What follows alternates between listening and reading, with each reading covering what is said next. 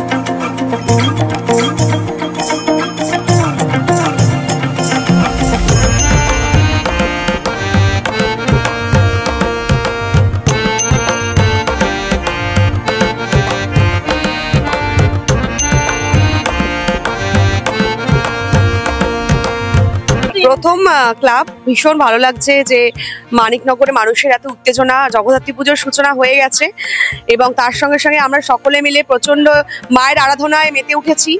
আমরা সকলে মায়ের পুজো করছি। মা সব অশুভ শক্তি দূর করে দিক, শুভ শক্তির জয় হোক।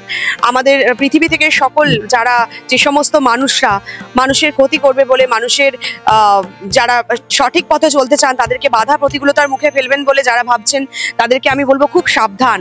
কারণ আমরা কিন্তু সবাই, মানে যেখানে নারী শক্তি থাকে সেখানে কিন্তু কোনো শক্তি কিন্তু নারী শক্তিকে দমন করতে পারে না। তাই মায়ের জয় হোক, জয় মা জগদ্ধাত্রী, এটাই বলবো।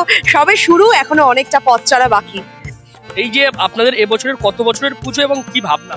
আমাদের এবছর 46 বছর আমরা পালন করছি।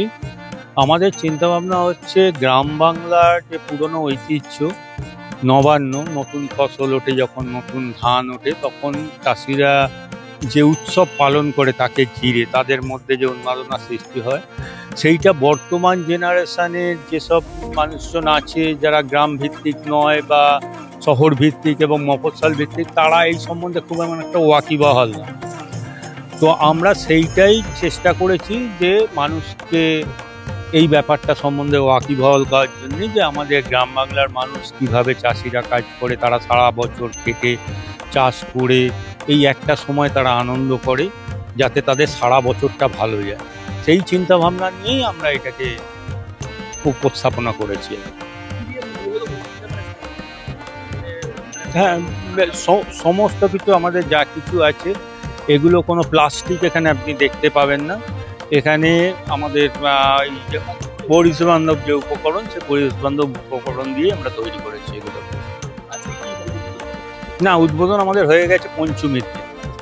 আমাদের এখানকার মন্ত্রী শ্রী ইন্দ্রনীল সেন উদ্বোধন করে গেছেন।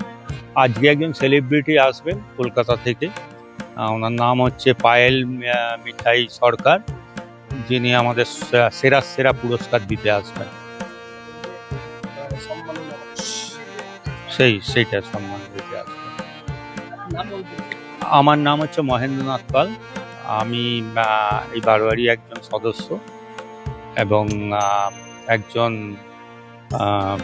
প্রতিষ্ঠাপক বলতে পারেন। অর্থাৎ বুঝতেই পারছেন এই গ্রাম বাংলার যে উৎসব নবান্ন সেই উৎসবকেই এবছর মণ্ডপের মধ্য দিয়ে তুলে ধরেছে এই মানিকনগর সার্বজনীন জগদ্ধাত্রী পুজো কমিটি। এবং তাদের যেটা বক্তব্য, অনেক মফস্বল শহর বা নতুন প্রজন্মের যারা রয়েছে তারা সেই ধান কিভাবে চাষ হয় বা ধান ওঠার পর যে একটা উৎসবের যে আনন্দ, সেগুলো তারা ততটা ওয়াকিবল নয়, এবং সেই কারণে সেই সমস্ত তরুণ প্রজন্মকে সেই বিষয়টাকে স্থাপন করার জন্যই কিন্তু তারা মণ্ডপে এই নবান্ন বিষয়টিকে রেখেছেন। এবং যার কারণেই এবছর তাদেরকে কিন্তু এই যে সম্মাননা, সেই সম্মাননাও প্রদান করেছেন পায়েল মিঠাই সরকার। তিনি নিজে হাতে এসে তাদেরকে সম্মাননা জ্ঞাপন করলেন এবং তিনি তাদের এই যে ভাবনা, সেই ভাবনাটাকেও তিনি কিন্তু সাধুবাদ জানিয়েছেন। আর এভাবেই হুগলি জেলায় আর কোন কোন মণ্ডপে টলি অভিনেত্রী পায়েল মিঠাই সরকার যাচ্ছেন এবং তাদেরকে কি সম্মান দেওয়া হচ্ছে, চলুন সমস্ত জানতে হলে আপনার নজর রাখুন ডিএনএন বাংলা। ডিএনএন বাংলা সবার মনে সবার ফোনে।